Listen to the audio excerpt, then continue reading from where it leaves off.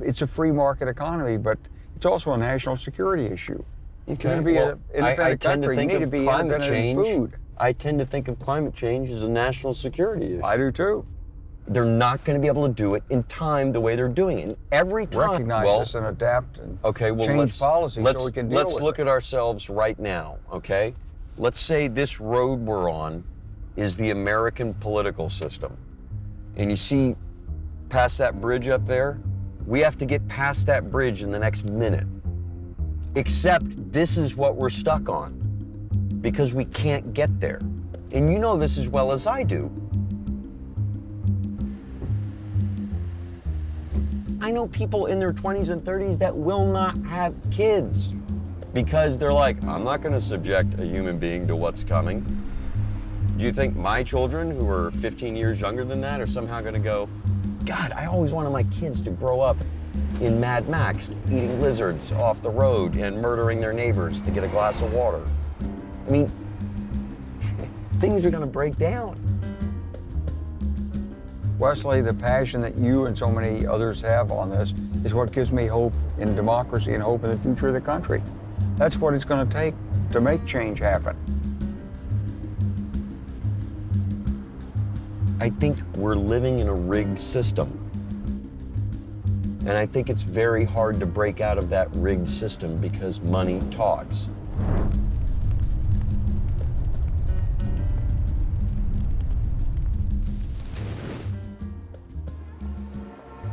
I drove down from San Francisco yesterday on Highway 5, and it's bumper to bumper for 300 miles on Highway 5. And you think, God, that's just a small part of it. So we know in these big urban areas like the Los Angeles Basin and metropolitan New York, we know that we live here for convenience, we live here because civilization works, but we also know it is relatively fragile. It depends on power, it depends on water, it depends on food, it depends on warehousing, it depends on security and people following the rules and obeying the laws. And it only takes small disruptions to that, whether through natural disaster, through climate change, through organized crime, or through war, through exogenous forces. And you'd see catastrophe. It's easy to see how things can fall apart. Long tunnels and out pitch dark. Communications and telephone systems have collapsed. On motorways, cars simply pull over if they find a place with a signal. People now stand in line outside supermarkets, not to go in. They're just hoping that it will eventually open. Era como si fuera un lugar desierto, porque no tenía cómo comunicarme ni cómo buscar ayuda. No tenían agua, no tenía luz, no había medicinas.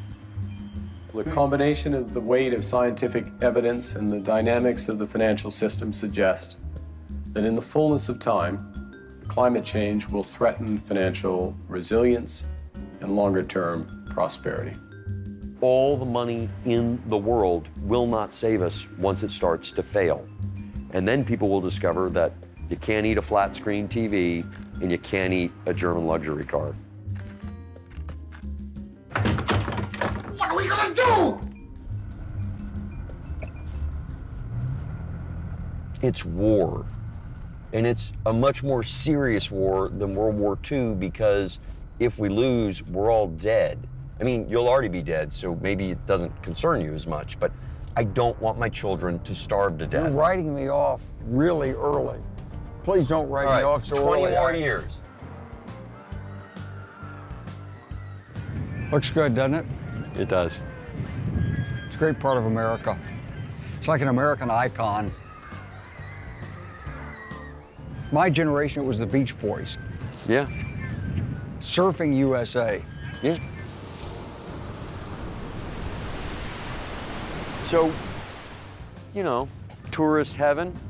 Yeah. But if I were a tourist from another planet and I was like, hey, let's go visit Earth.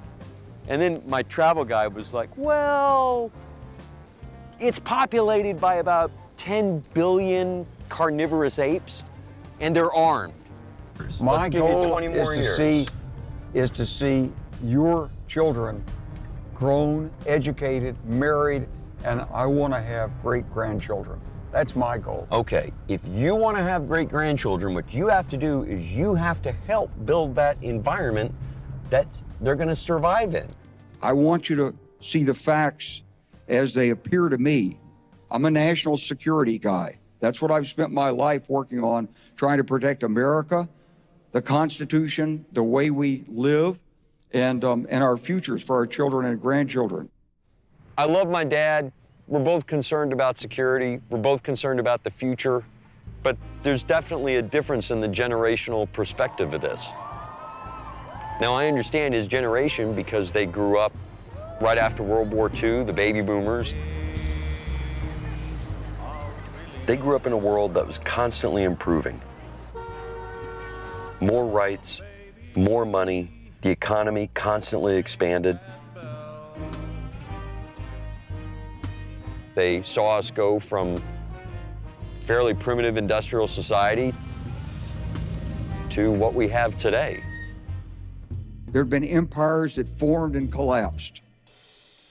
And about 200 years ago, mankind suddenly discovered how to take energy more effectively from the earth in the start of the industrial age. And it was coal, and it was England, and it was a steam engine that could use that coal, and it spread throughout the whole world. We have taken that energy and built this civilization from it. And the price that's being paid is the carbonization of the atmosphere and climate change.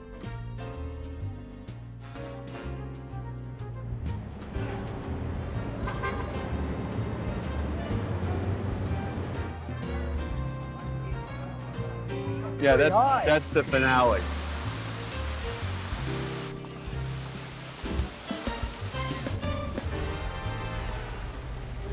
You know, and you say in World War II, everybody chipped in and did their part. Yeah. And that was 75 years ago. Yeah. Now, we've been involved in so far a 19-year war. And in that 19-year war, we were told to go shopping and to buy more stuff. We were never told to save anything. We were never told to contribute to a war effort. They even cut taxes when we went to war. That's right, twice. Twice.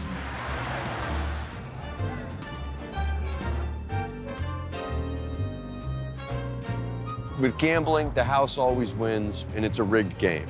It just is. Not unlike the banking system and our political system nowadays. It's all rigged. People don't have an actual choice in a lot of stuff. Yeah, people have a choice to go to Vegas. When you ran for president, I drove all over New Mexico and other places. All I could think in 2003 was that we can't actually build an economy off stripping, gambling, and crystal meth. And we've made a concerted effort to do that in this country for the last 20 years. You know, a business caters to what people want. American society has produced enormous amounts of leisure. They've tried to recreate the feel of the Roman Empire in the heart of Vegas. And interestingly, it's like late Roman Empire, so it's right as everything collapsed.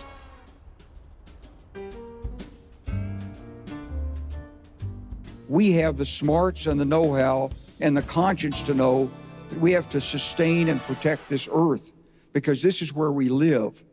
So we love civilization, but we've got to change the way we're approaching our economic endeavors. The world is suffering through the worst financial crisis since the 1930s. There's been a lot of damage done. They hear $700 billion package, and they immediately think the next day everything is going to be better. You're witnessing so much wealth loss. If you connect the financial system to the other possible shocks that are out there, you realize it's we're walking on ice. Panic coming through the phones, on the floor, traders just trying to rush to get to the point of sale to get rid of their stock. You know, what people built up over years and years and years has been erased. At some point, you run a risk that something goes afoul. We were worried about Greek debt. We're worried about Italian debt. Spanish debt, I Irish mean, debt. and so far, it's been finessed. And you can't see what the U.S. Treasury is doing behind. We're doing a lot with the U.S. government to keep the system working, and you just don't know what the limits are. So if you think, how can we lead the world in fixing the economy and fixing the climate, you have to make the investments now, because you can't wait till you're like Somalia. I mean, you may notice Somalia doesn't have a lot of infrastructure programs that they fund. They're not pushing the boundaries in technology. And that's not because people in Somalia are stupid. It's not just because they've lived under civil war. It's because they don't have capital. They don't have resources. Capitalism is an economic organization, or it's a way of organizing the economy that is focused on trying to create future returns over and above of the investments that I make today. So it's all about expansion. It's all about making more in the future than we currently have. When you borrow money, well, what happens is the banks would like to charge you interest, not only for the risk, but because they want the capital to come back with babies, not just to go and that's it, because they want to make sure that capital is increasing, and that's how you build wealth, and that's how you increase your assets. And it's that debt that has enabled all of this to be here. It's the accelerant to economic growth.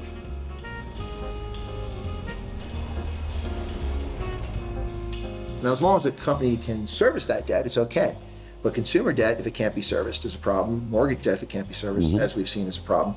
And national debt, if it can't be serviced, can be a national security threat. Alexa, how do we avert a financial crisis? Here's something I found on Wikipedia. A financial crisis is any of a broad variety of situations in which some financial assets suddenly lose a large part of their nominal value. Preparing for the future, when the future is unknown, is obviously difficult. But we are today taking steps that are clearly going to make things worse. Finance is really making bets on an uncertain future. And you want to be careful about making too many bets, especially when there's some indication that the future might be very different from the present.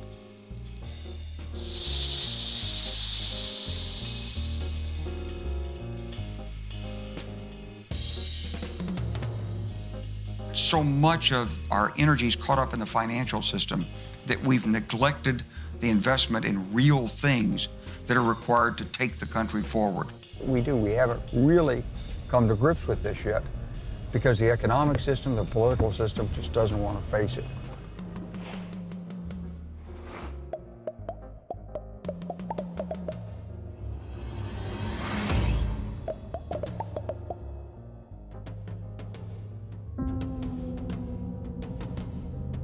The economy has grown, but debts, indebtedness of households, firms, banks, governments, the debts of all these actors in the economic system have increased much more than GDP. Really? Yeah, so let's say I think maybe in the 1970s or so, the total debt of all these actors, households, firms, banks, government, the total debt to GDP ratio was maybe of the order 120%. And now that has increased very steadily over time to about 290%. So if no one got paid for 3 years and continued working the whole time and didn't eat or drive cars or anything, we could pay that debt off? But does the debt matter? Well, I mean, the debt matters to the extent that we have a system. It is called capitalism. And in that system, laws are telling us that debts have to be repaid. How much debt do we need to generate $1 of GDP? For the economy to create $1 extra of income, we are relying on $3.3 of extra debt. And income is basically wages plus profits. That is what GDP is. You can also call it differently. You can say it is value added, created by producing stuff. And as a result of emphasizing on the GDP, we have ended up in a situation where the market is going on, there is some selling, there is some buying, but we really don't know how well people are doing. You know, when we were kids, $1 of debt pretty much created $1 of GDP. Oh, wow. So, you know, it's like Keynesian economics. You put the money into social projects and it recycles back into the economy. But today, it takes more than $3 of debt to produce $1 of GDP. And Wow. that's all occurred in the last, like, 30 years. Wow. So in order to create more money, you've got to create more debt. 3 times as much debt. That's insane. More than 3 times as much debt. It's that access to credit and the kind of ability to take on lots and lots of debt that has been able to sustain this kind of trend in consumption. So there is a very, very strong relationship between increases in income and increases in carbon emissions.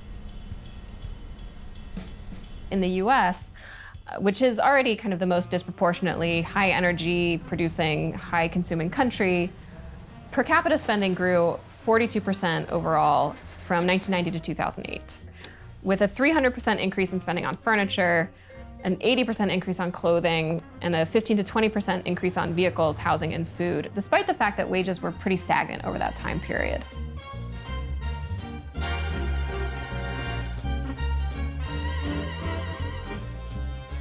So this is the Wall Street Bull, which is a symbol of a positive market, which means more people are spending money than spent it the day before. Our democracies basically have become dependent on the idea that there will always be more to go around, that we can expand, expand, expand. We know that there's fundamental uncertainty. We just don't know what the future will hold.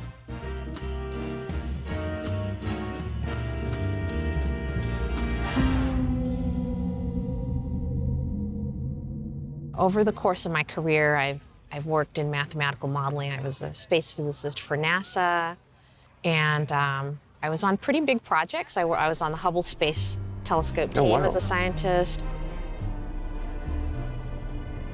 I was on mission to Mars as a space physicist. And so I'd worked in some pretty big areas. When people say, well, how do you know that the climate models that we have now will be accurate in 30 years' time? What I can tell you is that the models that we were working on 30 years ago are actually unbelievably accurate. What's happened with the atmosphere is we're seeing this type of instability, kind of like, you know, if you had a top just standing there, it'll just fall over. And so you're seeing that type of wobbling and instability. I don't exactly know how unstable things are going to be, but to me, it's the volatility and the instability that's even more concerning than just the pure temperature rise over time. Let's say that inflation were to go over the top, stock market crashes. Let's say there are all kinds of sanctions on exports. You can't even export your tech. You know, all you're left with to survive is you and your environment. You know, one of my goals this year was actually to get more educated on climate change. And I took the path that I was going to see both sides of the argument. What was interesting to me was I could find very little in the climate denier space. The more I read, the more I see around me, the more I get concerned. The officials came out and said, we're going to have to release the dams. And I remember looking at my husband and looking at my daughter and the dog and the house and thinking, am I in the middle of some movie? So I'm 5'8", and the water reached to about right there. Until it happens to you, you don't believe that this can happen in the United States of America. And all of your financial stability is gone So if we have, God forbid, any other emergency that comes up, and believe me, that is a source of traumatic kind of panic that sets in when we go, oh, what if something happens? What if there's another emergency that arises? Then we have no funds.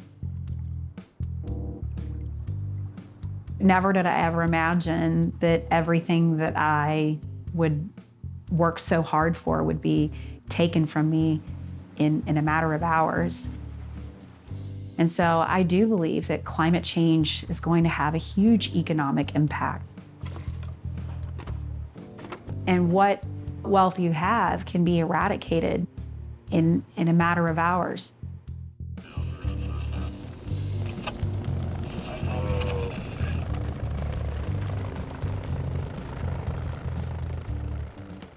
We had a house up here on the hill that my wife wanted to get out of because it was dangerous for the fires, with the climate change, everything's getting crispy. We said, we better get to somewhere where we're not going to get burned up. So we moved to this beautiful place, and the fire didn't get us, but the debris flow after the fire wiped us out, man. We had like mud 4 feet here. Huge rocks. You were here, right? Oh, we were. How did you get out? Rescued by helicopter, man. I said, my wife, you got a sheet? And she said, yeah. I said, what are you gonna do with the sheet? I said, I'm gonna write help out there, She said, maybe make it SOS. I said, that's a good idea. Went out there and drew SOS on the mud, and pretty soon they let a guy down. And they said, we weren't sure if it was SOS or an area code. It looked like it could have been 805. And I said, well, I got to work on my S's, man. But we were lucky, we could afford to. Well, people died. People died in this, right? Yeah, terrible. People were washed right through our place. And we were the lucky ones. We had the money to refurbish this place. But, imagine people, struggling all over the world with this climate change. Well, that's the way it starts. It's you read about it and it seems far away, but then something happens and bang, it's right on you and gets very personal. That's right.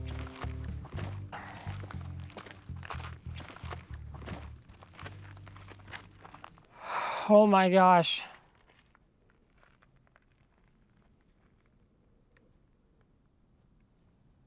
Words can't describe it. Words can't describe it. Global systems of finance are deeply connected and based on housing finance in places like the United States. So if you get in a situation where a homeowner can't pay an insurance premium, can't hold on to their mortgage for that reason, defaults on a mortgage, goes into foreclosure, you're setting in motion the sort of early parts of the story that we know is a very familiar one from 2007 and 2008. And we're not particularly good at preparing for difficult times way in the future when in fact we've got difficult choices right now. When you survey people in the US and in the UK about sources of stress, it's work and money. Alexa, how do I solve our economic problems? Sorry, I don't know that. We're heading off the cliff in terms of climate change. There's a real urgency on this now that cannot be denied. I grew up in the heart of the military-industrial complex. My father became a general after I went off to college. I went to the Foreign Service School at Georgetown. Madeleine Albright was one of my advisors in college. And I thought, I know how the world works. There are people in charge, there's someone with a plan, there's someone running stuff. When my father was head of NATO and I got to go over there and visit and hear the kind of questions that senators and congressmen were coming up with, I realized, whoa, no one's running anything. And the mistake that the great majority of us make is that there are groups of people running things. Someone has a master plan. There's a cabal or a conspiracy behind it all that's running it. And it's just not the case.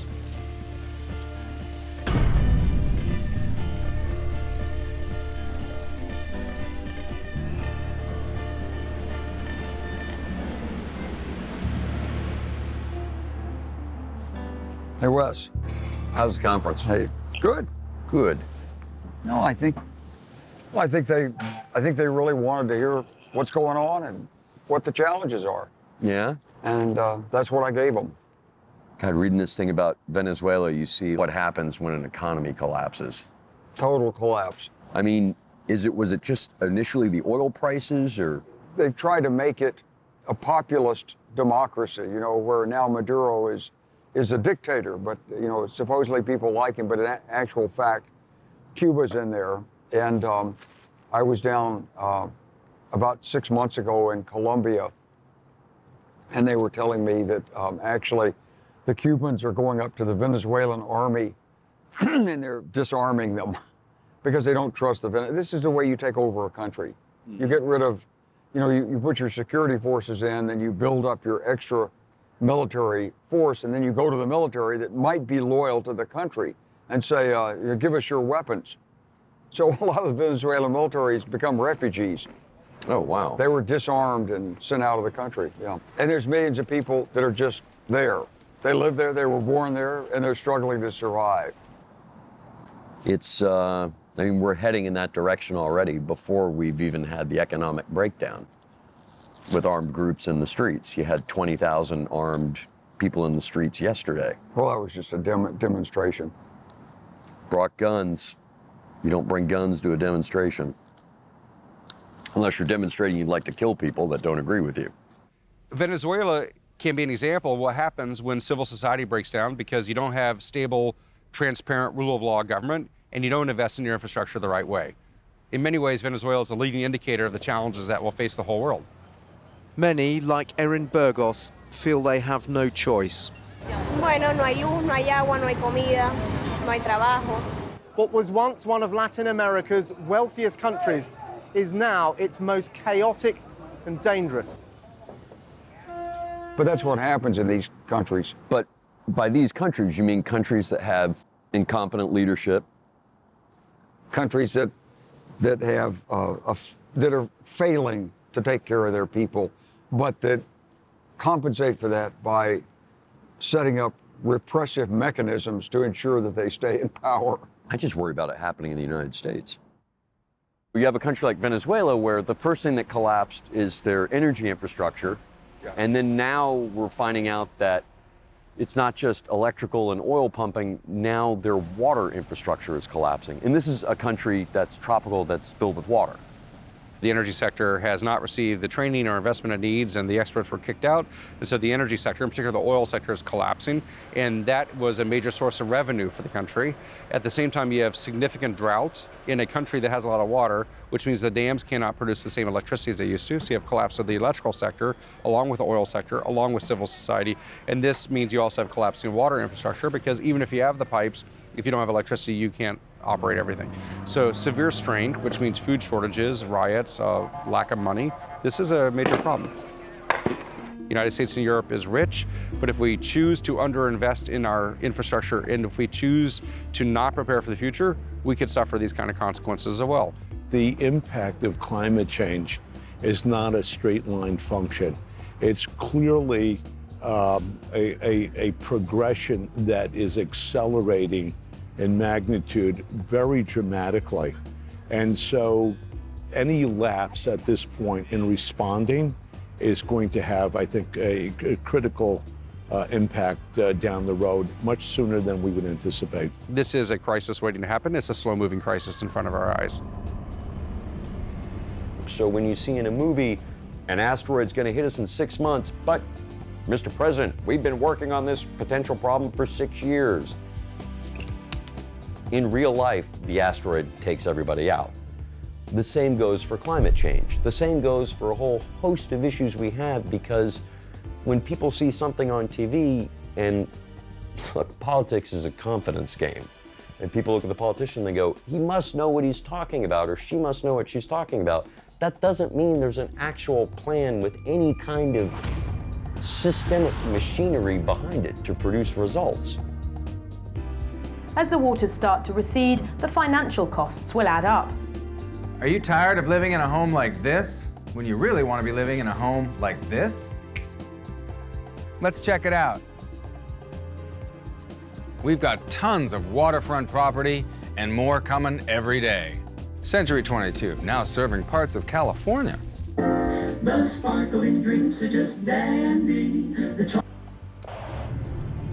For those of you that went to the mountain and enjoyed that 16 feet of brand new fresh powder, nice job. But as you can see, we've got a hot front coming in, so tomorrow there's gonna be 155 degrees Fahrenheit, so you might wanna break out those Speedos. You read the big article about Peter Thiel, who's the guy who's made the big fortune off tech, has bought and built bunkers in New Zealand, right? Because their plan is we're all gonna die and then they're gonna ride it out somehow, even though they won't. But there's the belief that their money will insulate and shelter them from what's coming for climate change. There have always been people who predicted doomsday. Yeah, I mean, I've heard climate change likened to a world war. The difference is that we know a lot more about what's coming. Come on down to our luxury survival condo and don't let the Armageddon get you down. So unless you can produce thousands of years worth of water and air and food in your underground bunker, you're not gonna make it.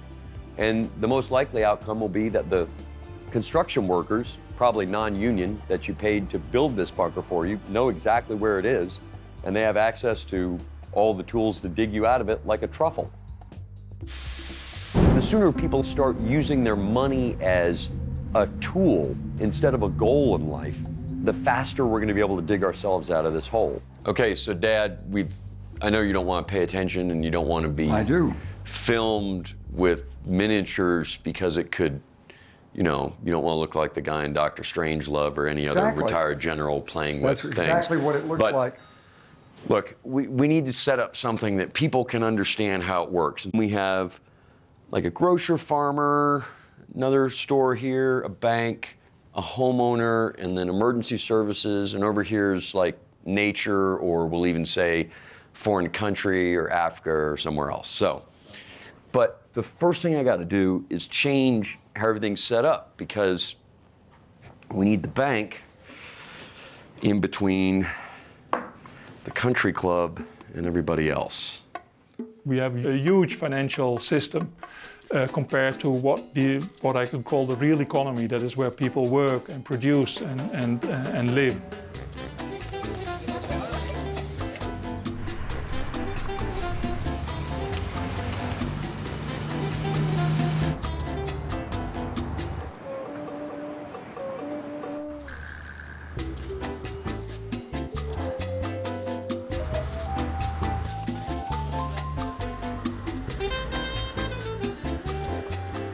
What we were talking about was trying to explain capital structures and insurance and financing and mortgages using children's toys. So we have money. Is it gonna work? I don't know if it's gonna work. First thing is, the grocery store is a business and it makes money. And they deposit the money in the bank. Okay. Boom. Okay?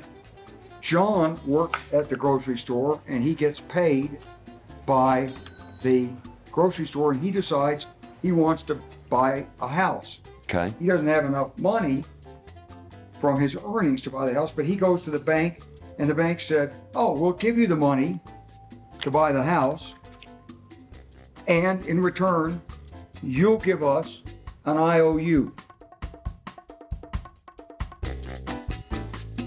We have to look at the house. Does it pass inspection? Yeah, it passes inspection. And can you afford it based on your monthly income? Well, the answer is say yes. Yes. Okay, good. So here's a mortgage. Okay, so here's the money.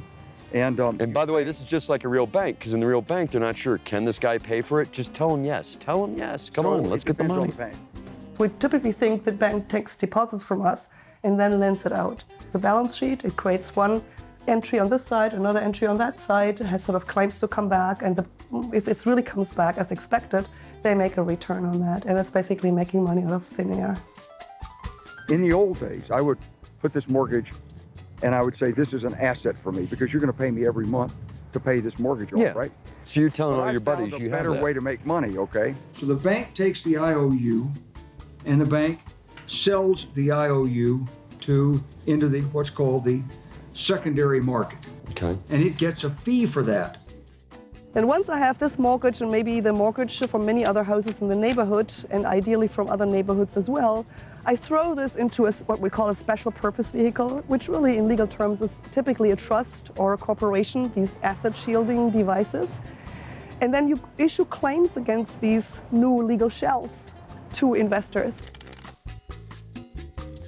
They package these IOUs up, so there's many of them, and they sell them to people like insurance companies or foreign banks, and they can be leveraged.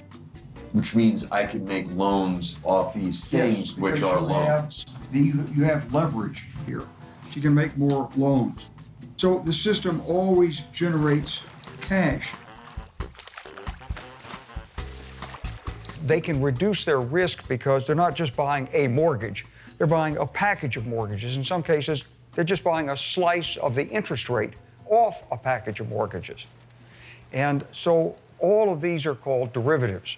And everything works as long as there's an expectation that the loan will be repaid, that John will, at the right time each month, give the bank money to pay down his share of the IOU.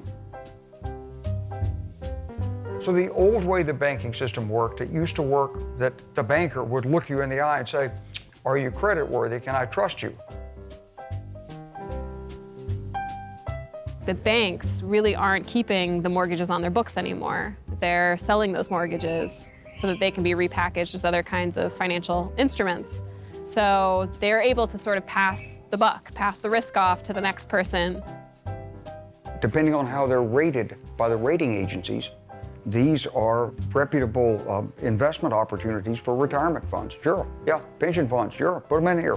So the investors are buying an interest in the cash flow that comes from the homeowners into the pool that we have created, but have sort of a claim against this house as well because this cash flow is backed by the mortgage against the home. So something as illiquid, as formidable as this building and the land it stands on can become a globally tradable financial asset through appropriate legal coding. This is your loan. It travels through this system. The bank has the loan, sells it, it becomes a security. It becomes part of the balance sheet of money market mutual funds. These money market mutual funds then basically exchange your loan, your collateral, your house, in a collateralized cash deal. And the whole purpose of both the cash and the collateralized cash deal is that it allows the various actors to operate in derivative markets and make very high rates of short-term return. Today, debt is treated like an asset that can be traded globally, right? So we made a huge jump from, let's say, the 12th century when the first assignable notes came about to treating debt as an asset that we can just trade on a global market.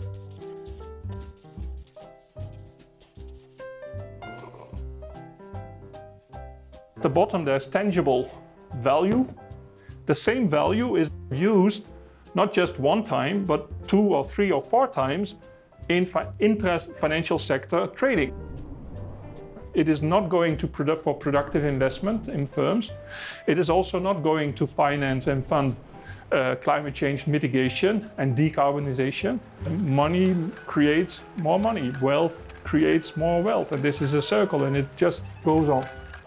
At the end of the day, it's our houses, which are the value of our houses, which are backing this up. The IMF has called it the shadow banking system. Shadow here doesn't mean that it is illegal. It also doesn't mean that it is necessarily shady and so on. It is just that it is shadow because there are no rules. It's hardly any rules. It's sort of almost the Wild West of the financial sector.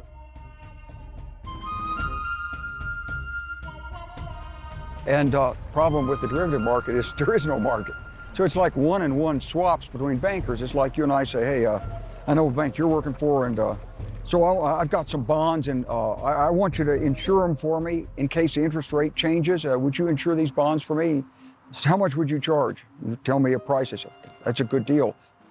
I'll get a bonus for setting up the insurance. You'll get a bonus for you know, taking in the money to do the insurance. But I work at a different bank. It's and a good I heard deal. You just bought those. And I figure I could also get those because I know a guy in Saudi Arabia or China that would pay 2 cents more. And I could make 50 grand off it. You wind up so far from the underlying The thing origination, is, yes. it's like the old insurance principle is how many people can insure one person's house?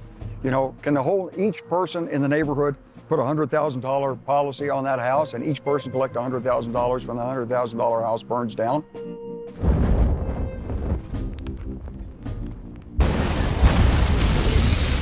As Americans, we're short-sighted, we don't think long-term. And financial literacy was not this complicated 100 years ago. You had a little bit of money, and you probably didn't even have a bank account, you paid your bills, and you passed bills around. And you kept it under the mattress. Right, or you kept it under the mattress. That's not where mine's at. The critical derivatives for our financial markets today are actually, or the ones that brought down the financial system in 2008 were the credit default swaps and the collateralized debt obligations. And a credit default swap is basically a kind of an insurance contract, which basically says if some assets in the markets decline in value, the insurer has to pay me a fee. And the beauty of the CDS, the credit default swap, was that you didn't have to hold the asset yourself. It's like me taking out a fire insurance on my neighbor's house. And if that house burns down, I get the premium. The value of these financial transactions is much, much larger than the tangible real capital, which is basically the houses of the families, the households. The notional value of the derivatives market is $600 trillion, and that is about, let's say, 8 to 10 times as large as global GDP.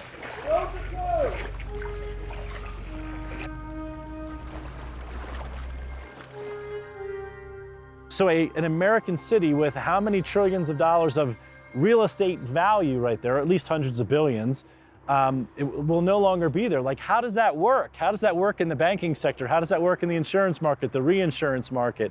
What's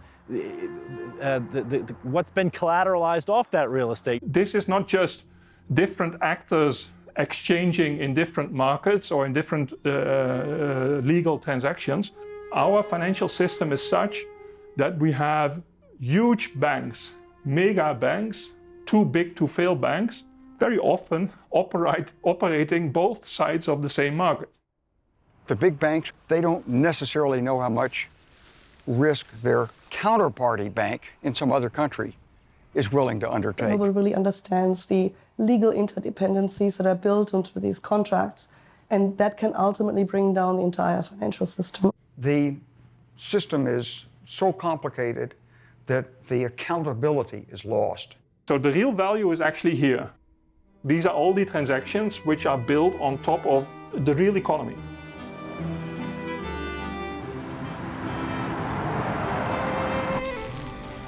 It's not too bad at all.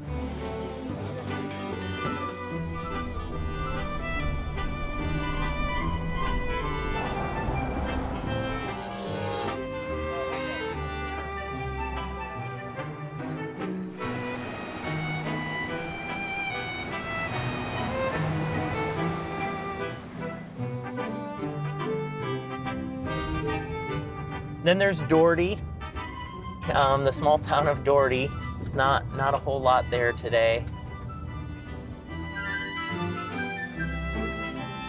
Just it was a town that once had a general store. When I was growing up, had the church. That had a post office, but not anymore.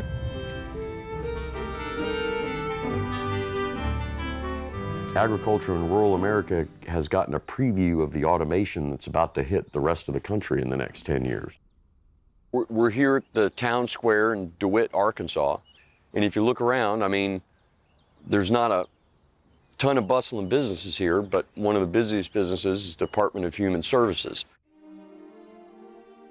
So when we define the real economy, let's not forget farms. 88% are still small family farms. So this is a grain storage bin on my parents' family farm.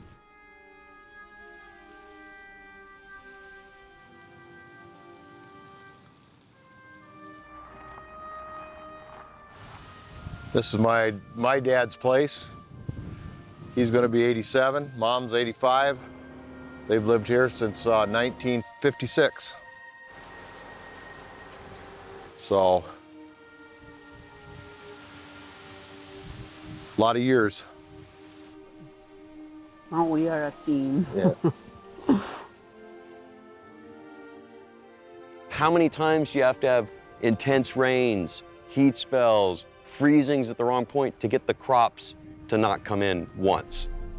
We do protect our farmers. We give them crop insurance, and the crop insurance is subsidized. We have agricultural extension services, and they pay for that, but they probably don't pay the full cost of that. It's a free market economy, but it's also a national security issue.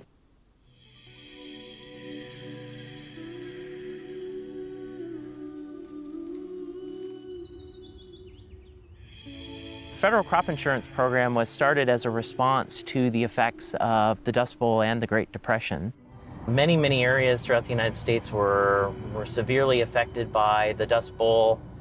Many farmers lost everything. In addition to most of America being devastated by the Depression, farmers acutely suffered during that time.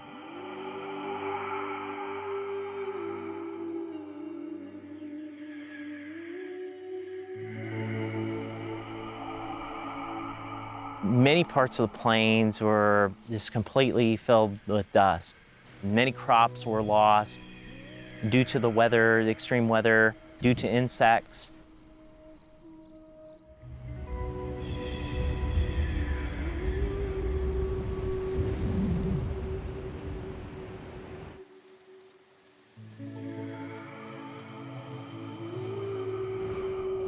But it's the large scale, like my dad said, the large scale events that everybody kind of worries about, like a big drought.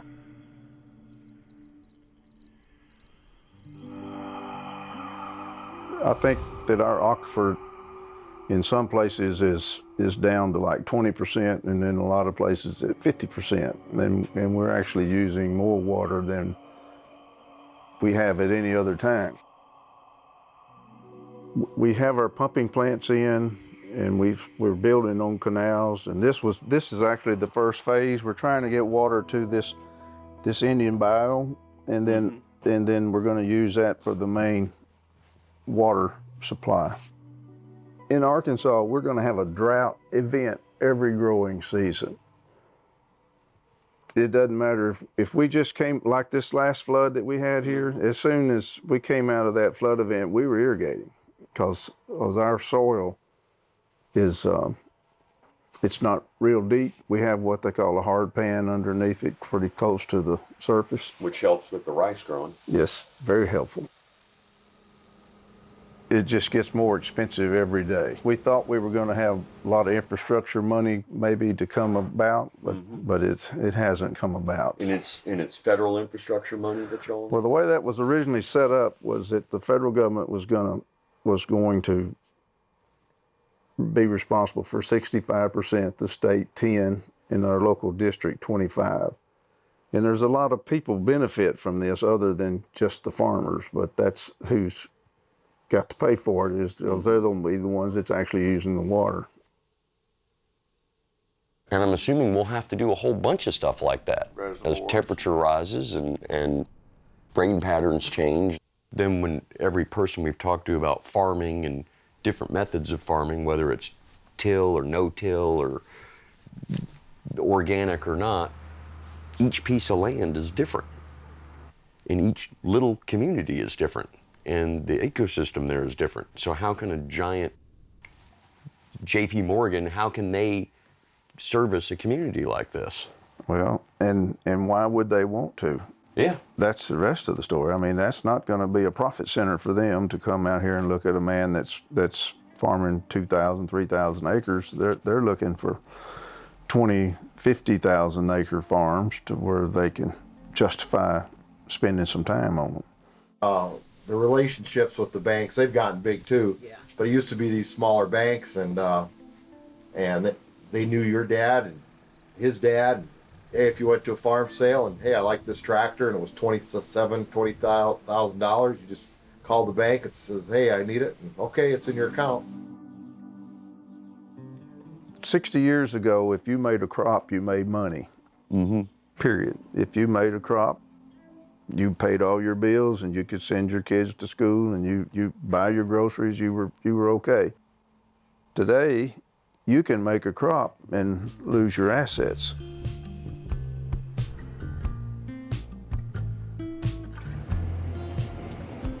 Everybody out here, it's all family, and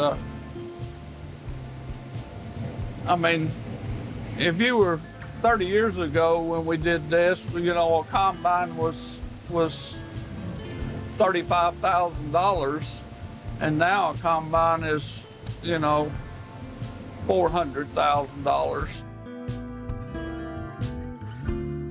When you're looking at machines that it's by the time you have your headers and your everything to go with it being upward or close to $500,000, where else is someone else buying $500,000 equipment and barely making ends meet? It gets more challenging every year. The cost of production and agricultural cost, or just to be a farmer, and even a small farmer, are almost cost prohibitive unless your family has been in farming for generations. Thank God Almighty for such a good-looking crop, while others have had to struggle. Oh, here's some fellas. Yeah, this is who we're riding with. Y'all will be riding with. I'll just meet you back up at the fuel tank. All right, thanks, Zach. See you there. Okay. Farms are similar to owning a house. You've got to clean the gutters. You've got to, sweep the sidewalk. And the same thing with a farm. You've got certain maintenances that have to be done on an annual basis to keep it in a working order. Before automation, everything in here is handwritten. 24th. 1955. Yep, and every day. And that's everything that happened during that day, all the money that came in. They made 4 loans. Like these are the loans that we made that day, and you see the size of the loans, $150, $500. The countryside across America, not just in our rural community, but other rural communities, used to have a lot of small community banks that were very plugged into their communities and to the people that lived there and trying to help them grow their businesses and their lives. So just afraid of what the landscape holds going forward. You're just a number. You're a CUSIP number on a bond security, and here's where you mail your check now. It's getting harder and harder for those farmers to stay in business because they cannot get the funding, because with each year them incurring loss and then no hope of the prices don't get better the next year, regardless of the type of natural disasters and things that happen. And so the farmer gets further and further behind, and we've had several farmers that are actually going out of business. They're having to sell their equipment and turn the farm over to someone else to farm. It's actually something that I have no control over, and none of us around in England, Arkansas have any control over. And at the last one, like in 2008, when they were saying that the banks wouldn't have money to loan to your farmers, and I had several farmers that were just pulling their hair out. They were just, are you going to be able to loan me enough money to finish this crop? And I finally told him, just go home and watch Andy Griffith and quit watching CNN and Fox, and said, this, as far as I know, we're going to have the money and we're going to take care of you, and you need to quit watching all of those stuff to scare you. Yeah, that you have no control over. So, and then a couple of weeks later, he came back and said, that was the best advice I've gotten so far this year. The rainfall amounts, we don't get an inch anymore. It's either 3 inches or nothing. Everything is extremes.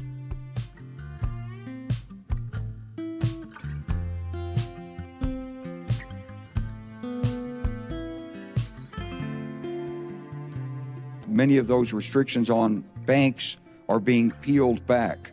So we still have trading in derivatives. It's we don't know what it is. There's hundreds of trillions of dollars maybe 600, maybe 800 trillions of dollars of derivatives on currency exchanges that can't be covered.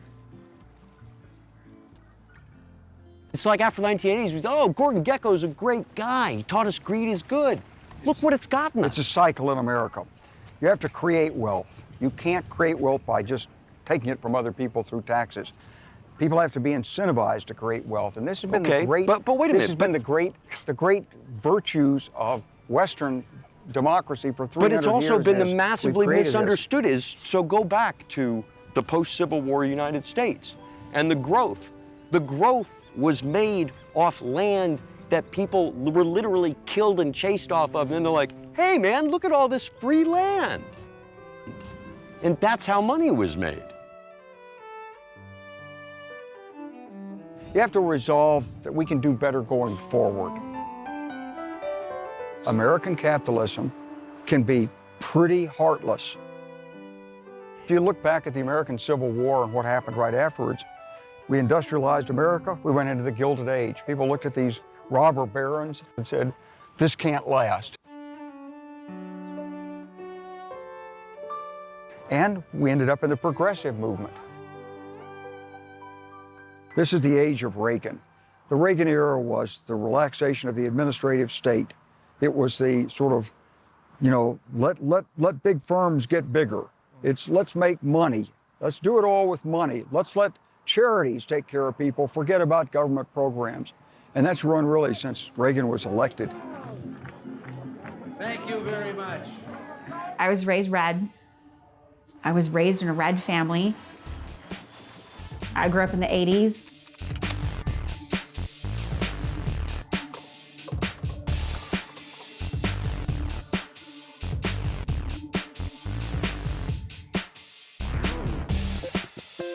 Fell in love with Ronald Reagan. I idolized Reagan. I saw Reagan and I said, I want his job. In fact, my parents told me I mailed him a dollar bill, a defaced dollar bill with my picture on it. The maxim is, doviai no proviai. Trust but verify.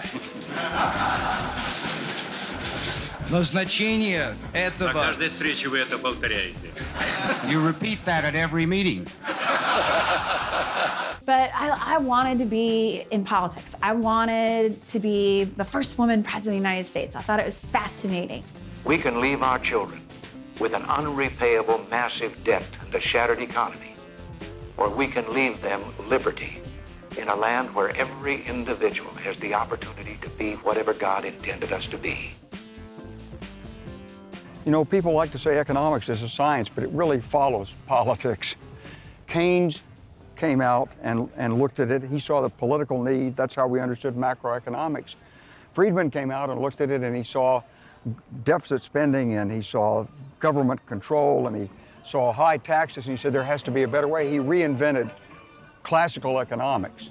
They called it neoliberal economics. Quoted Milton Friedman and said that the economy of the United States ought to be judged by the number of imports that we have and not exports. And I thought maybe this was a typo or something. No.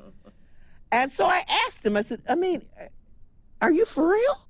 Trickle-down economics starts in 1980. It's right around there, late 70s, we get into it. But the bottom line has two parts to it. First, fire the cops. Not the cops on Main Street, the cops on Wall Street. Turn them loose. Let those banks do whatever they want to do. And so here we are now, 40 years into the age of Reagan. And people are looking at what it's done. Okay, it's made a lot of people really wealthy. We won the Cold War during that period, not necessarily because of that, but we won the Cold War. And America became this sort of supreme power. But for the people of America, it hasn't been so good. I know, the real wages went down. Real wages went down. People in this country look back at, they want to make America as great as it was in the 1950s. That's when the marginal tax rate was 91%. I know. Ronald Reagan my mother loved him. She watched him every Sunday night on GE Theater. At the end, he would say, at General Electric, progress is our most important product. What would Ronald Reagan say if you told him that GE spends more money on stock buybacks than it does on R&D? In 1950, stock buybacks were illegal. They were considered market manipulation. Now, investment analysts look at that company and say, well, that company's really smart. I think their stock's going to continue to grow up because they've got a really great stock buyback program. It does nothing for the economy. The average American they're living in the GDP of 1980. Yeah. I mean, yeah, clearly the world has changed, but the commodities you can buy are not the same commodities, but in terms of your, let's say, average, to the extent that we can measure living standards have not improved. Firms finance their investment out of their profits. That's what people think. Now, if you look at the 500 biggest US corporations, 50% of the profits are paid as dividends, 50% of the profits are used for buying back stocks. All the profits dissipate, are gone. So how do they finance their investment if they debt? The president expressed surprise about the collapse on the markets yesterday. His still enduring popularity owes much to the economic boom that America has enjoyed under his leadership. More people are working than ever before in history. Where our productivity is up, so is our manufacturing product up. There is no runaway inflation as there has been in the past. So, as I say, I don't think anyone should panic because all the economic indicators are solid. But the warning signs have long been there in the closed factories in many American small towns. I mean, there is this notion of billionaires creating employment, and that is trickle-down economics.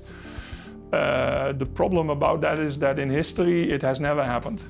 There is no such thing as trickle-down economics. It simply doesn't exist. It really is voodoo economics.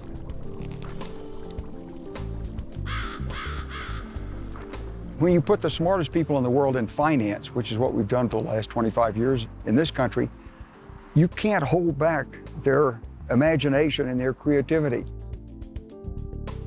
The speed and scale of global economic change has overwhelmed the national systems of rules and regulations.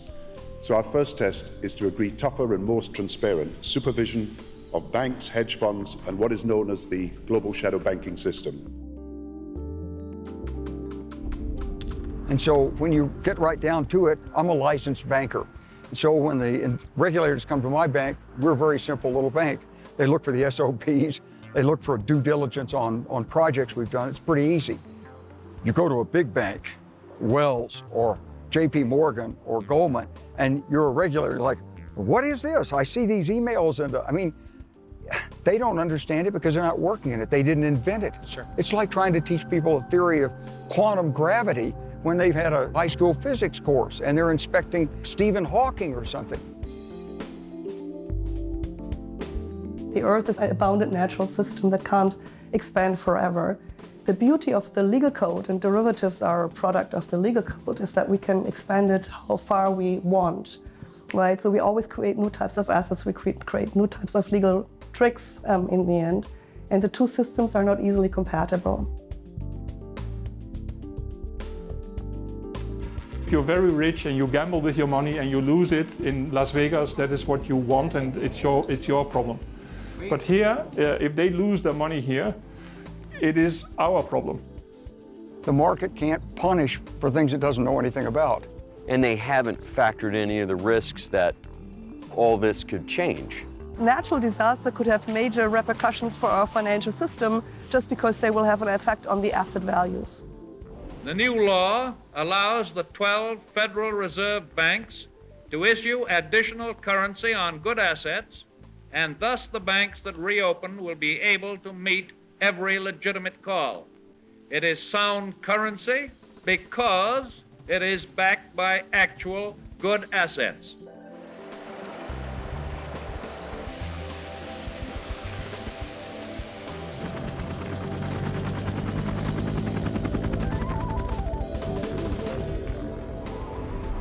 And so what happens is that there's an event, and then when the event happens, then everybody wakes up, and suddenly there's what we call in the financial system contagion, and people unload. They unload stocks, They try to get their derivatives repaid. They want their insurance policies cashed, and the market starts to unravel.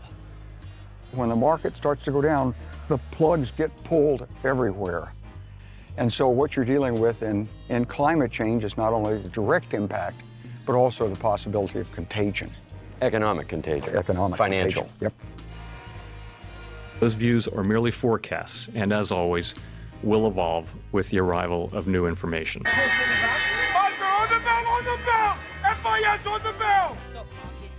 We actually have made it clear that we will bail out these financial actors. We will bail them. This cannot be sustained. If it runs only because the central banks go in and buy assets, right? Recently, it was proposed that the European Central Bank should start buying shares of companies. So not only debt, but shares.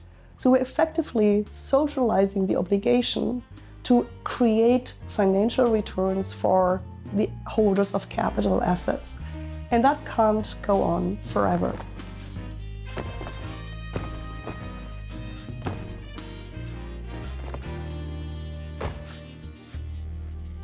Even though every politician says this is the most important election in your lifetime, these forces aren't tamed or unleashed by a single election. In the news in the last couple weeks, we've read about the coronavirus. Yeah. And dude, China's acting like this is like zombie apocalypse. I'm actually kind of afraid of that coronavirus. Yeah, no, I don't want to get on a plane. Yeah. Do we have a government that's competent enough and organized enough to handle that kind of response? No, man. I mean, we can't even handle like homelessness in the city of LA. You know what I mean? Like we can't even figure out how to properly fund anything, let alone a pandemic. Americans live under the illusion that they're incredibly different from other people. When I was in college, as everything started to melt down in the Balkans, everyone's like, these people are savages. They've been fighting each other for hundreds of years. It's like they just came down out of the trees or something. Then you're there and you realize these people live in houses that have electricity and two-car garages and refrigerators and not only children in college, but several generations that have gone through college. And they all spoke the same language. And these people killed each other. They committed genocide. 250,000 killed, rape camps, concentration camps, ethnic cleansing. This was a plan to ethnically cleanse Kosovo and get rid of the Albanian population. Are we going to stand for that? Is France going to stand for that? I don't think so. Like many countries, as a system starts to break down, in their case, it was the communist system, and in our case, our capitalist system is starting to break down, and people turn on each other because some leaders think everybody's upset right now and I can motivate my group to take stuff from another group. Europe has not seen displaced people in these numbers since the Second World War. And those are the kinds of things we have to worry about with climate change, because it happens when resources start to get tight, and everybody's a human. Everybody's prone to these things. We've pre-cut boards that we could put over the windows in the event that there are looters and things like that to protect the house.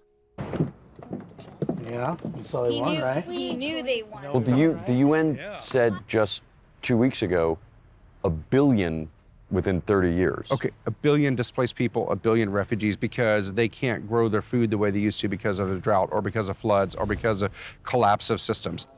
How much worse is this going to get before it gets better? I think the general view is this is going to continue deteriorating for the time being. The next rains are a long while off.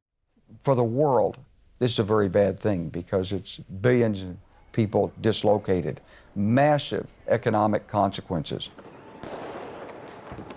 Can you have a society that's been as successful as this one has in a material sense, and can it transform itself? You know, in the past, empires haven't been able to do that. What would these Romans say? Could they help us? Unlikely. Unlikely. The heritage of America is Roman. You know, the men who wrote the Constitution had studied the history of Rome. I mean, the Senate it's Roman. And it's failing us just like the Roman Senate failed. You know, there was a Greek philosopher who said that governments go through cycles. They go from democracy to oligopoly to dictatorships, and they collapse. No, I'm talking about Aristotle, but... Actually, it wasn't Aristotle, it was a different guy. No, it was Aristotle. No, it was maybe it was Polybius, I forget who it was. I'll bet you cash it's Aristotle.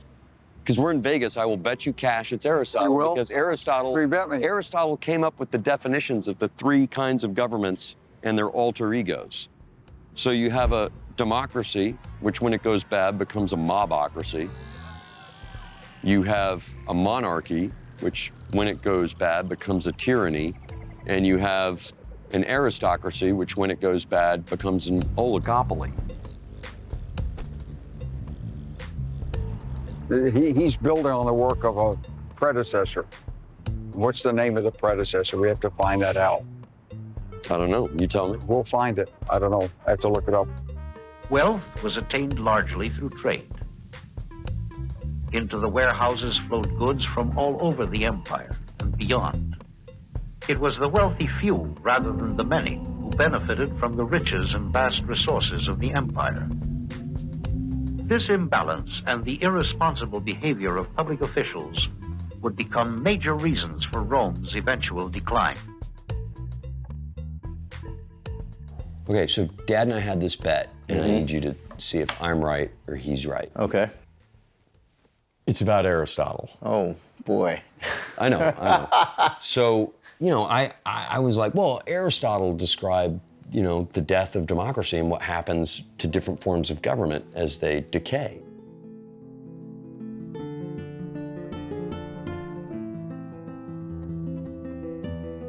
Durante il Medioevo, soprattutto all'inizio dell'età medievale e nella fase di transizione verso il Medioevo, quindi durante la tarda antichità, la disuguaglianza sociale si fece molto più marcata di quanto non fosse stato prima di allora. I ricchi erano sempre più ricchi e i poveri sempre più poveri. Una situazione dovuta probabilmente anche al fatto che l'impero romano e il governo centrale non davano più sostegno alla popolazione povera come invece erano stati soliti fare fino ad allora. E questa è una questione che oggi ritroviamo nella società. E in particolar modo è il ceto medio che si sta impoverendo e sta sentendo sempre più gli effetti della crisi economica che stiamo attraversando dall'inizio degli anni 2000. You see, Alessia, I know also from your studies that the collapse of the Roman Empire was mainly a huge, gigantic, enormous, humongous financial collapse. At some point, the emperors had just run out of money. There are lots of different theories why the Roman Empire did collapse. I think what we know now is that there has been a long economic decline before the Roman Empire collapsed, before the German hordes came down and conquered Italy and conquered Rome ultimately, right? So the question is what triggered the long economic decline? Disparity between the rich and the poor. Honestiores and humiliores, they... Yes, you're speaking Latin now. Yeah, Latin. Massive amounts of inequality may not be politically sustainable. Governments fund themselves through either debt or through taxation. In Rome, you would basically go and try to squeeze more returns out of your provinces that you occupied, or you might launch another war to get the returns to feed Rome and feed those who were running the system overall. And I think that's the common denominator, because we live in a quite different system today, right? So today it's our central banks who are doing the rescue operation. One thing about the financial markets, one of their real power is if they can pull forward action from the future to the present. If there's credible policy. After all, most of what central banks do is effectively that. So big trees fall hard. The market can adapt to anything as long as there's clarity, transparency, and honesty, and I don't think we're getting that.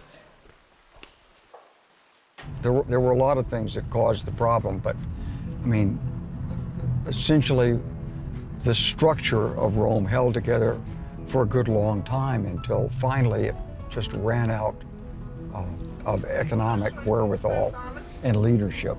Politicians were bought. What the founders of our republic warned us about over and over, that if you get really wealthy and you lose your moral character, it's over. Well, that's where we are. Because we are very close to a moment in which we could start slowly going down, and if we are not very careful, we will go down faster and faster and faster and faster and faster. Woo! Roller coaster. It will be a lot of fun, maybe. You know the ancient malediction, may you live in interesting times. So, that's how it ended last time. Except this time it won't just be barbarians, it'll be the planet itself that's on fire. There is still active fire in that area. Monitor the conditions and know what you will do if the fire threatens. In the smoky aftermath of the worst start to fire season anyone can remember, while some search for solutions, others want someone to blame. Probably should take a break and let it settle in, take an intermission.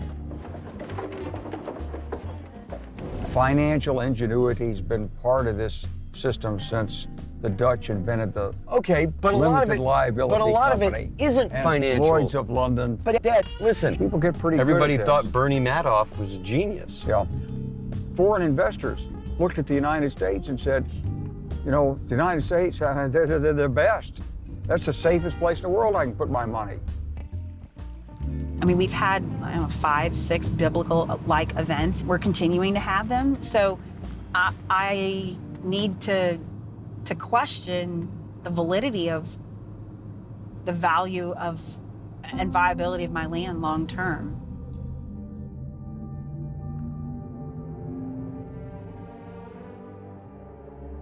A little over 7 years ago, Hurricane Sandy blew through here, causing tens of billions of dollars in property damage.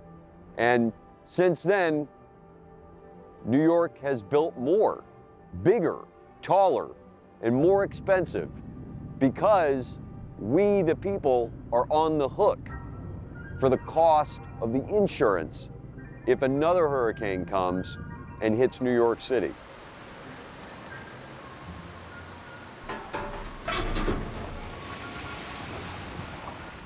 The National Flood Insurance Program is a federally run public program of insurance. It's run by the Federal Emergency Management Agency. It provides flood insurance for virtually all homeowners and small businesses in the country. So this is pretty unusual, actually. Most other countries have private markets for flood insurance, but the US does not. It's a supplementary policy that is subsidized by the government, and so all citizens are, to some extent, footing the bill for coastal property owners. In order to build a huge condominium development in a floodplain in New York City, you of course need a lot of capital.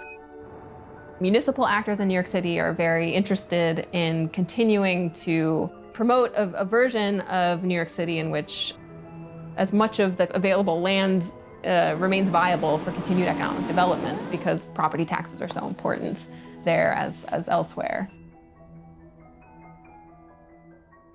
Well, the original program of the National Flood Insurance Program was supposed to stop construction in very high-risk areas where water moves with velocity, particularly floodways along the river where water moves the same rate as the river, hurricane zone areas where the storm surge comes in. The building it's almost impossible to build a really safe building against a 14-foot wall of water coming in at you in a storm surge. There's a lot of vested interests that don't care. Construction industry, for example. They'd like to build a house on a beach while the tide is out, as long as they can sell it before the tide comes back in. And once they've sold it, of course, the risk is now somebody else's.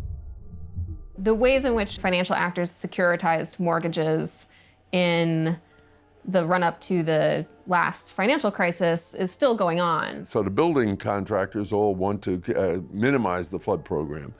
The town wants to minimize it, want to hold down the elevations on the maps and fight every map that comes out by the National Flood Insurance Program. That causes problems, delay in implementation, maybe never implementation.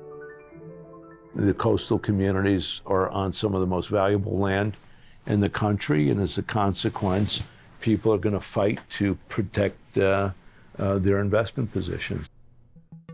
I thought, okay, the city's not requiring me to have flood insurance.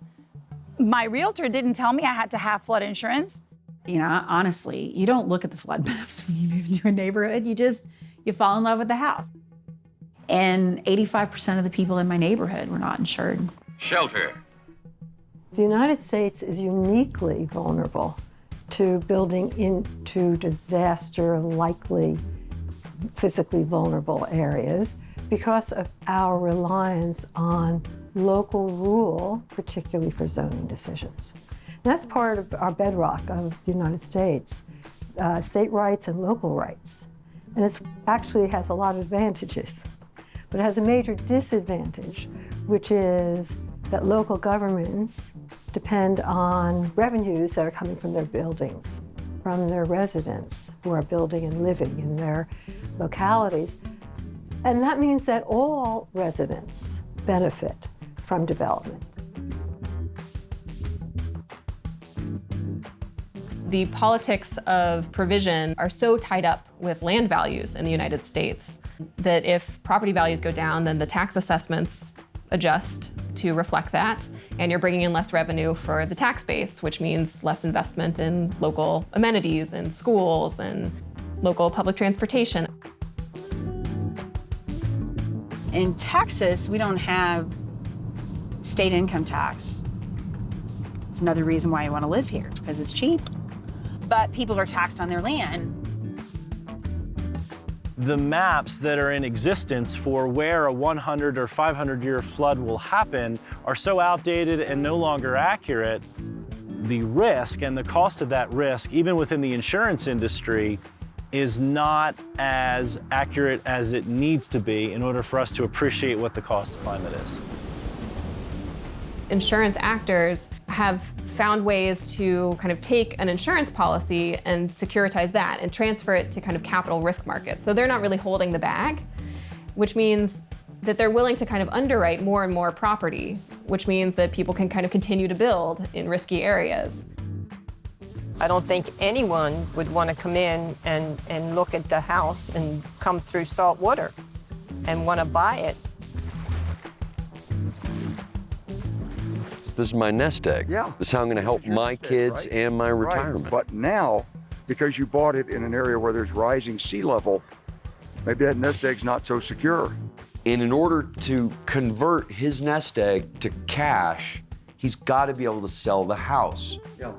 But now nobody will insure the next 30-year mortgage. Yeah. What happens to John? John's lost his retirement nest egg. Okay, so John is now literally John on the street. The nice house they were going to buy in Florida to retire. No, this was their house in Florida. They were going to move to Alabama. Okay. Well, they're not moving. They may still move to Alabama. They may be living in a trailer park. Flood involves the U.S. government in this really peculiar way. Fire is privately underwritten, so it's private insurers.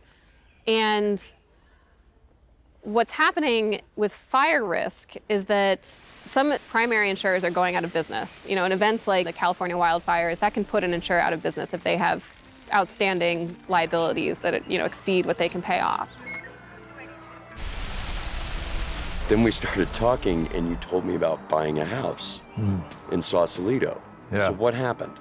So we called the insurance company 2 or 3 days before, and let them know we're going to close in a few days. And they call us back and say, hey, we can't insure that house. And we're like, what? And they're like, yeah, it's on a list of neighborhoods that we don't insure anymore. So these entire neighborhoods are going to be uninsured. And they also told us they don't know if they're going to reinsure the current owner of the house either. That's billions of dollars of houses across the state that it's going to have an insurance problem. The insurance companies are insuring for 1 year.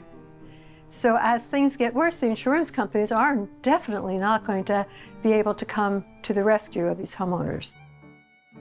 These latent, hidden climate risks that might exist in different places, in different housing markets, should they burst, could take down the entire financial system.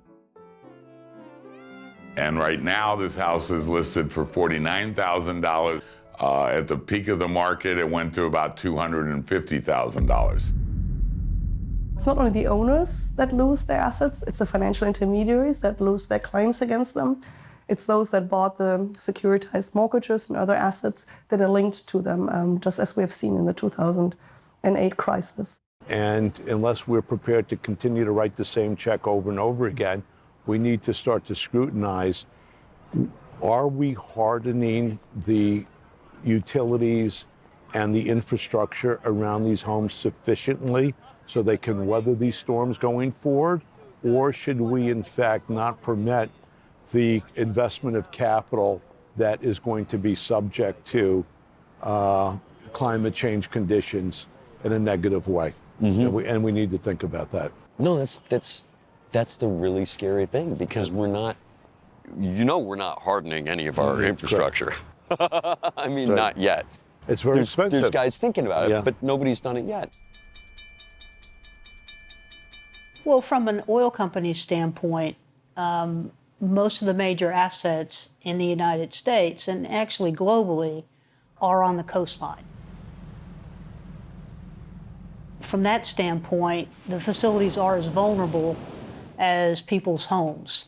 So there's a lot of offshore infrastructure in the Gulf of Mexico, but that comes onshore to a lot of pipelines that are right at the coastline.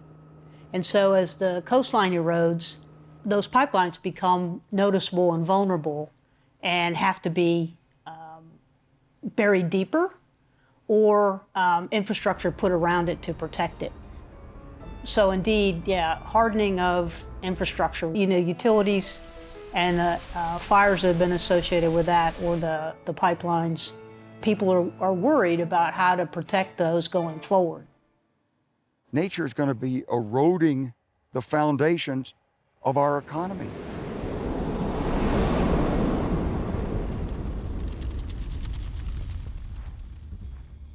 So sometimes I'm out in a place like this, and I imagine what it would be like to come here with no money in my pocket, fleeing an economic meltdown. Because, look, we do have plenty of land.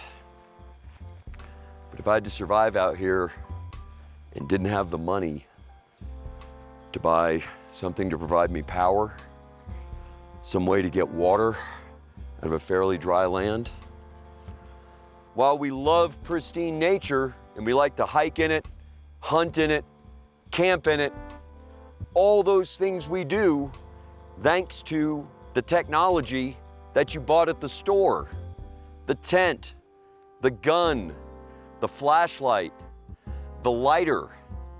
These things are made in human communities, in factories, not by people on the run, not by people out of capital.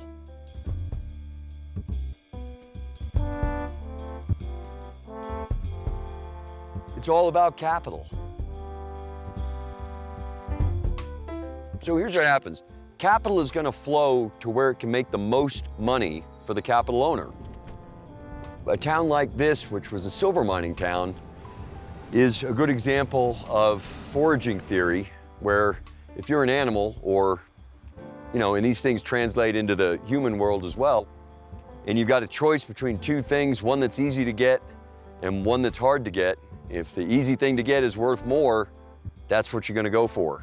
So that's what produces boom towns, because at one point the silver was really easy to get to and worth something. And then when the silver market crashed, well, it wasn't worth anything.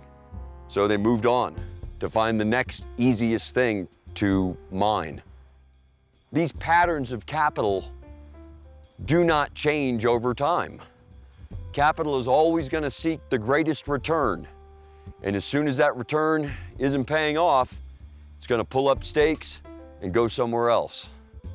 The way to define capital is the money that is going to be used to create something. People are very myopic. They are just looking at what's in front of their face and the portfolio that's right there, how they're going to make money in this short term.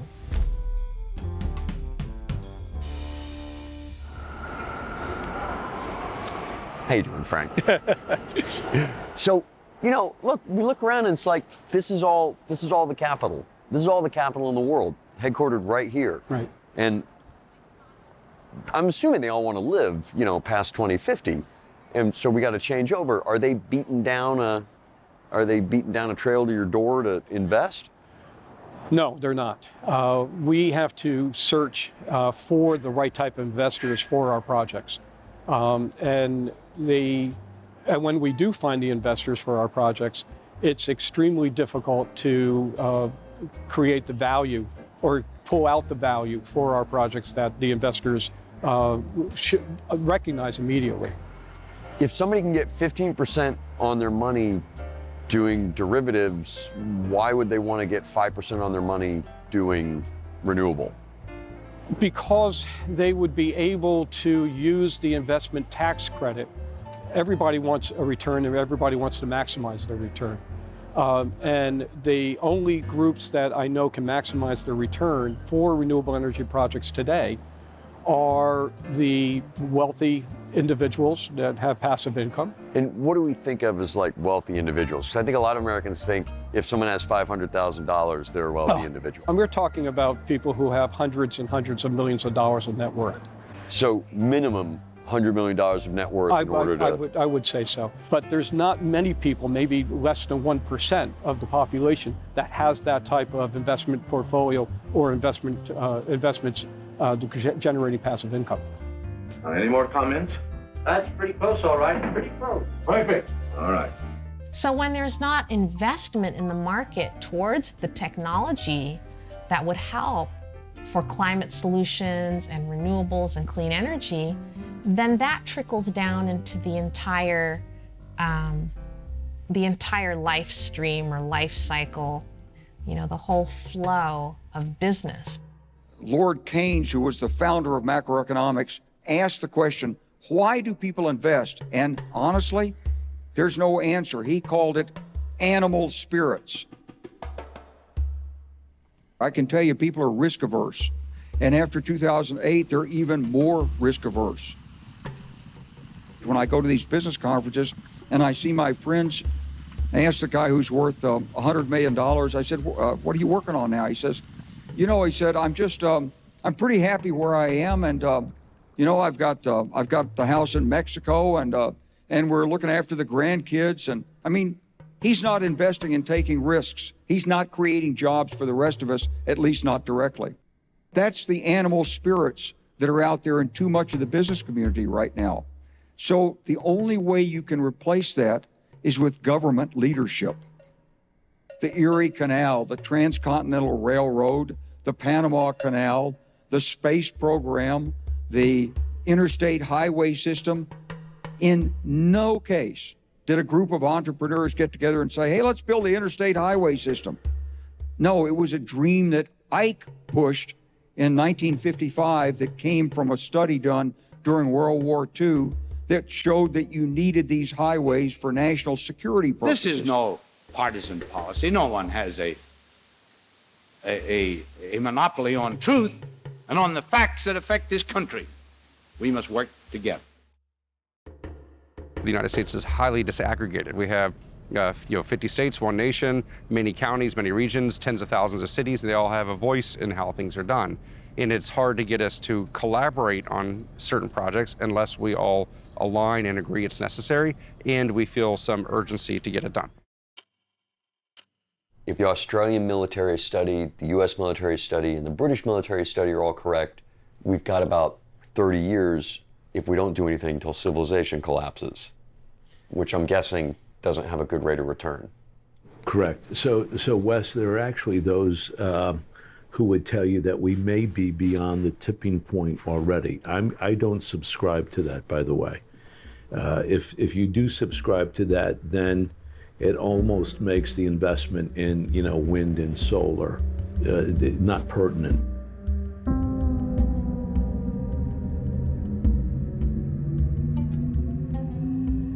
What's the most valuable thing in the world?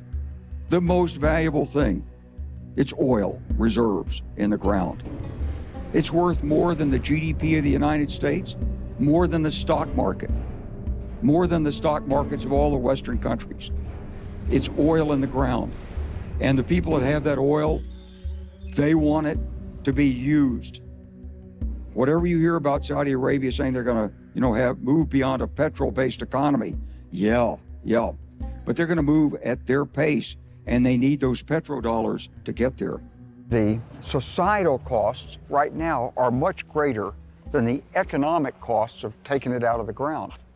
So you have to recognize the societal impact, and you have to make the people who are producing it and selling it, and the people who are buying it, pay the full cost of using it.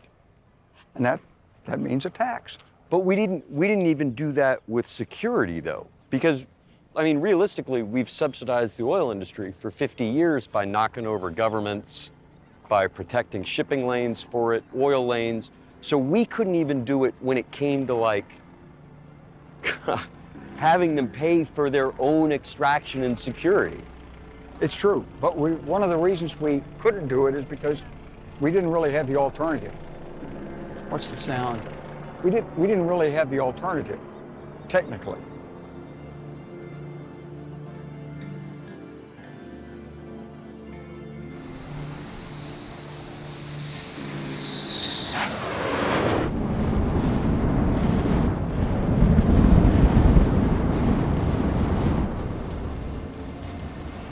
Engineers worked under fire to douse oil pipelines set ablaze by retreating Iraqi troops.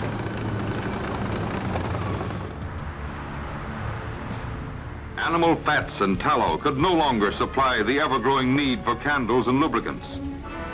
Whale oil, which had long been the chief illuminant, was becoming scarce. Yet the demand for artificial light was increasing. In 1850, a lamp capable of efficiently burning a refined product of petroleum was invented.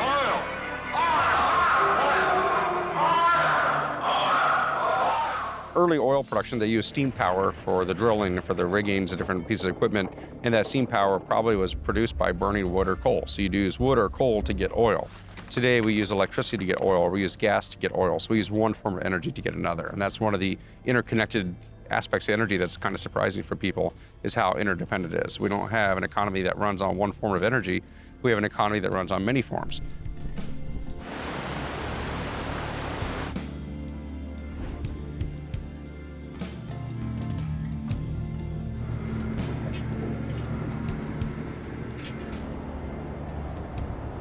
Part of this equation, certainly in the short term to this time period you're worried about, is modulating consumption and adjusting cultural behavior.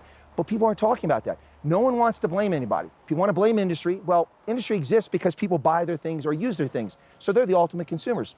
Are we going to carbon tax them? Are we going to punish them?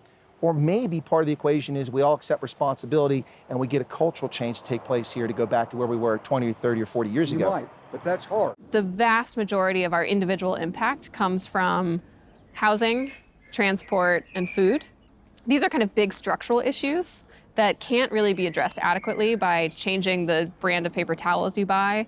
We live in an energy consumption society. And the way to look at things, we have to be aware that nothing comes for free. You have to be aware that everything costs energy, whatever you do.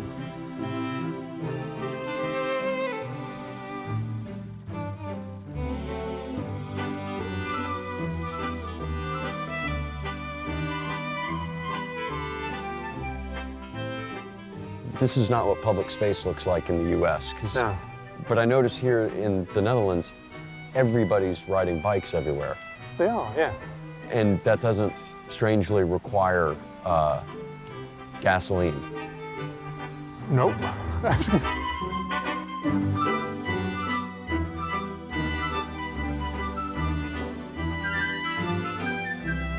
question is, can we replace fossil fuels with renewable energy? And this is a very tricky question. It raises enormous debates, and people get angry when you ask them this question, because it is not clear what you mean. If you mean that you can satisfy people's greed with renewable energy, then the answer is no. If you mean renewable energy could produce a sufficient amount of energy in order to survive, the answer is yes. We are in an energy efficient home now that we've rebuilt, that our household use alone is twice the size of the average American. That woke me up. I can't count the number of trips that I've taken around the world for business, but that 2 international trips was equal to 1 year of utility energy in my home. And that really had me thinking about travel. It had me thinking about what I eat.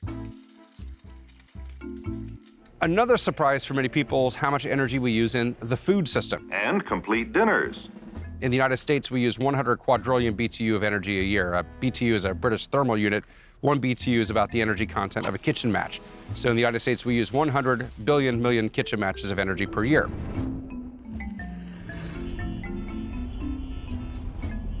10 quadrillion BTU is for the food system. One of those quads is in the food itself. Food is a form of energy. We're ingesting 1 quad of food energy into our bodies for 330 million Americans every year.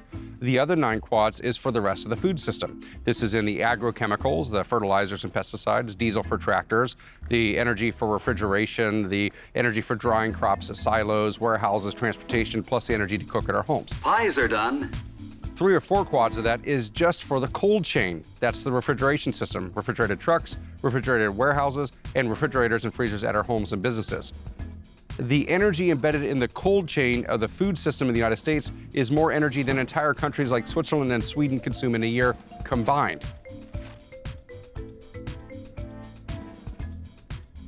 The energy embedded in the edible food we throw away is also enough to power entire countries elsewhere. Sadly, we throw away like 1/4 to half of our edible food.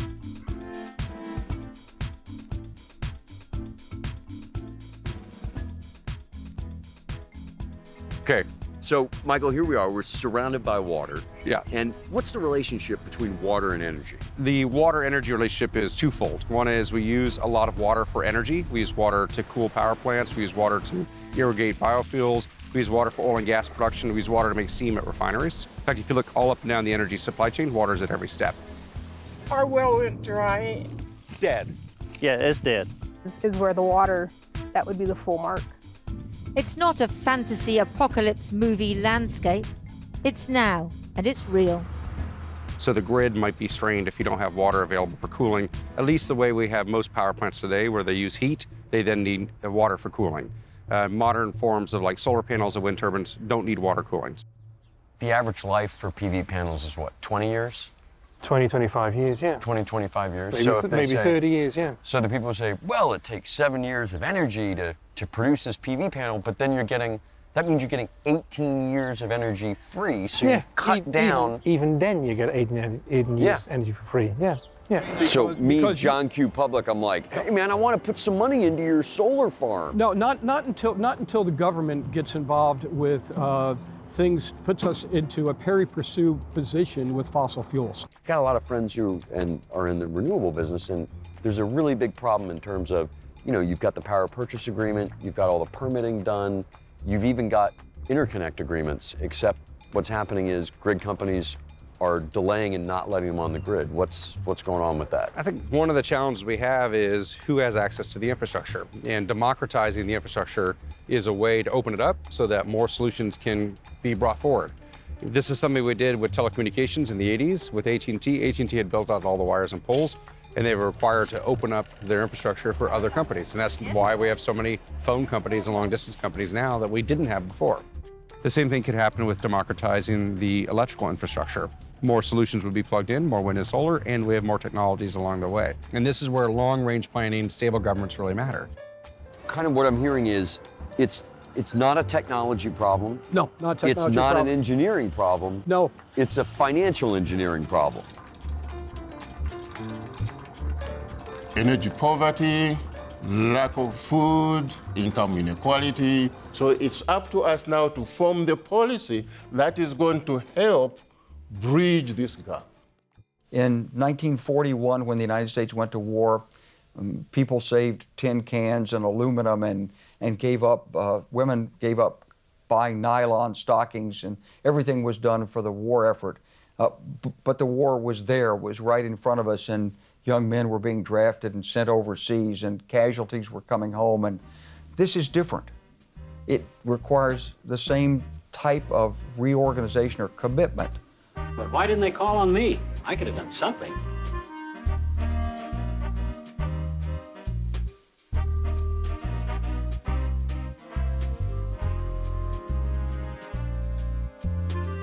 That was then, and this is now. Check out our new lot, the OK Solutions lot, with millions of new solutions and more coming every single day. Looking for something that's easy and in your price range? Check out our pre-owned solutions, like changing a light bulb or walking to work.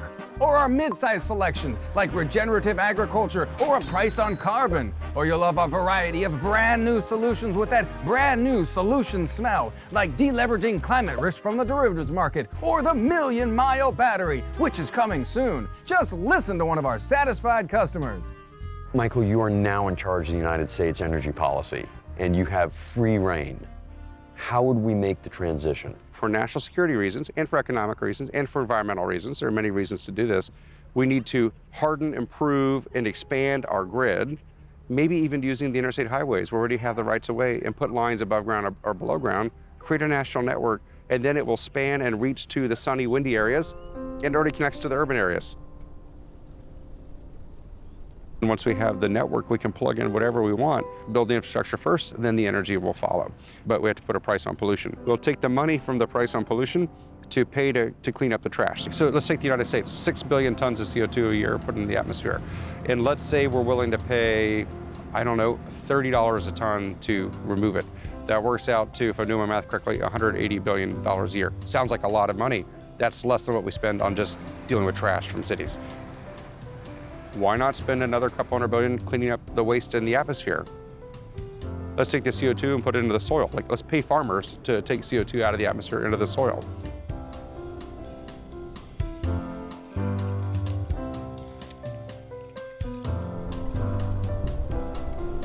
We need to get more of that national security mindset.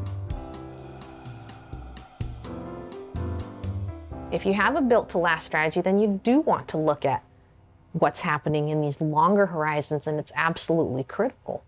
It's going to take all forms of energy and all people to move us through this transition. Otherwise, I don't think we actually stand a chance. I'm trying to get rid of this car, but it's like quitting smoking, you know, it's not easy. You are so used to certain things that it is very difficult. The Romans had done a lot of bad things to the ecosystem, but they had not destroyed it as we could do. FEMA estimates for every dollar spent on hazard mitigation, you save $4 in disaster recovery costs. So we're already spending the money. There's the sense that it's perhaps too expensive to prepare for climate change, but we are already spending the money. We're spending it after every disaster hits.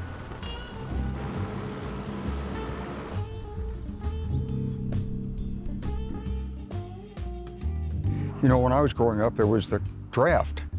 So everybody thought they had an obligation to the country. If you went to a land-grant college, you were drafted. Now it's different. The trust in government's gone. The obligation to government is gone. If we could take some of that spirit of patriotism and service and rebuild it into doing something for the environment. This entire thing is built out of carbon that comes out of the atmosphere. We need 100,000 young people to give up part of their summer and form up and really work this. We could control these pine beetles that are destroying the forest. We could plant new trees, but it should be done not only for pay as a guaranteed job, but it should also be done for every citizen's obligation to take care of the land. That's what I'd like to see. Sounds like you're trying to inspire a whole generation of people to it sounds like something that old guys would say. And, Wrigley. whoa. Wrigley baby. Can you smile for it? That's a good noise. It's made me want to be more of a fighter for her sake. The transformation is potentially exciting because we can think not only about losing things that we have always wanted, but also letting go of things that we perhaps don't benefit from. We can lose in order to transform into something else.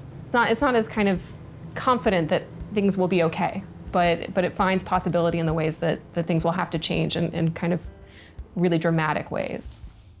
La storia ci insegna che ci sono tanti tipi di civiltà, come anche tanti tipi di economia, di scambi economici.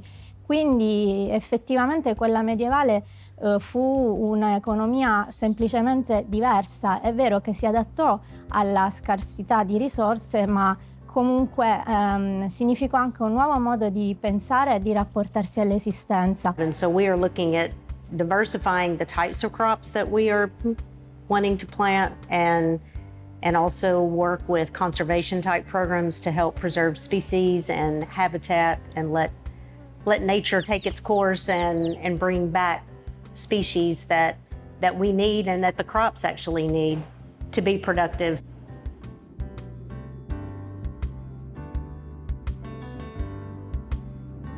We don't want a hurricane or a tropical storm, they're already geared up, the crops are turning, they want to go ahead and get finished. People want to know where their food came from. Well, at some point, maybe people will want to know where their banker lives and who he is, and do I have a relationship with him to, when I need some money to fix something, I can maybe find somebody to help me. I mean, it's not a matter of the government telling banks what to do or telling us what we can do. No, I mean, there's still lots of possibilities. We should have smaller banks, basically split them up and not make them too big to fail. If they make mistakes, they should fail without causing a total systems crisis. And probably what also needs to be done is introduce rules which make it impossible for the financial sector to create within the financial sector itself so much additional debt. We have to somehow correct this market imperfection. If you want to have a derivative, if you want to hedge your risk, fine, but you must have exposure to the underlying asset. I remember I was watching on TV after a major flood down in Florida, and they were interviewing this guy, and he said, my father rebuilt twice, my grandfather rebuilt twice, and he says, and I'm going to rebuild again. And the reporter turned to the camera and said, that's the American way. Well, I thought the reporter should say, that's stupid. You can't keep doing it over and over again. That's the definition of insanity. So it's basically trust in the monetary management and trust in the future productivity of a country that gives us trust in the currency, not the idea that there are some gold barons hidden in the Federal Reserve. And so there is a point of resistance at which, governments aren't going to be have access to capital to address the problem.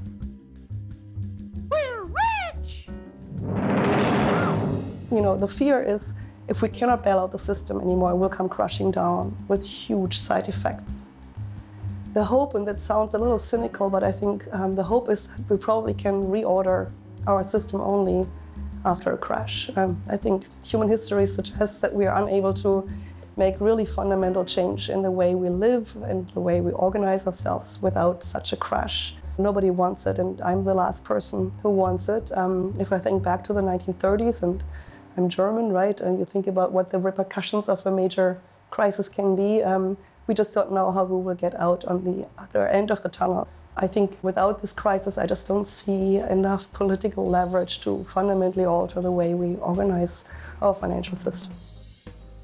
when climate change happens, there will be real problems, and there will be real, as you said, there will be real scarcities, and there will be real migrants coming, and there will be and that's what and then we'll really be broke, because it'll be after you've had that collapse of the inverted pyramid, and then it's like asking Somalia to fight climate change.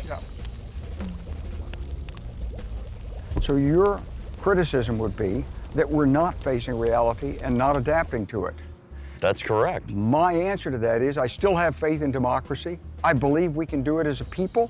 I believe we can do it as a society. And I believe we can take the institutions of the United States that have served this country very well for over 200 years and move into the 21st century and still help lead mankind forward. It's an article of faith, but it's the faith that motivates action. We have almost all the tools and all the financial resources and all the institutions that could solve this problem. It's the kind of challenge that could bring mankind together in a way we've never been brought together before. I wish there was more conversation, you know, more guys on the opposite side talking together, because everybody, as we feel, there are people feeling opposite from us that are just as righteous and all of that stuff. Yeah. But we ought to get together to see. But the thing is, if you get together with people like this, what you find is the disagreements are pretty narrow. Actually. Yes, that's what I mean. People are mostly agreed on like 95%. Yeah. But there are forces in the culture that want to sharpen and popularize those disagreements. Yeah. It's a human nature issue, Yeah. okay? So what sells? Tell me, what sells? What do you pay attention to when it's happening around you? You've got to find people Conflict. Conflict. It's true. Conflict. It's true. That's it. To create that kind of dialogue between a father and a son, that love thing, you know, I mean, this is my kid, you know, you guys must have some wild conversations, man. That's what gets me. No, I totally disagree with that. And capitalism. No, I disagree with that.